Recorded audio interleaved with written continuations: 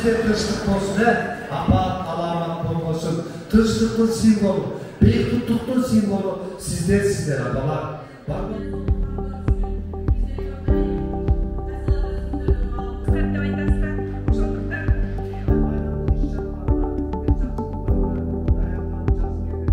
Бүгүнкү энелердин катышуусун көрүп аябай суктандым. Чынында эле ушундай кандай чында Кыргызстанда аял затынын активдүү катышкандарын лидер болуп, ар кимиси ар бир айыл аймакта жана аялдар кеңешмесин түзүп, ушул коомдун өсүшүнө, өлкөбүздүн өсүшүнө аябай чоң салым кошуп жаткандарына, мындан дагы ошол салымыбызды кошо бергенге ар бир эне, ар бир жаран, ар бир аял заты мындан ары өзүнүн салымын кошот деп ишенем.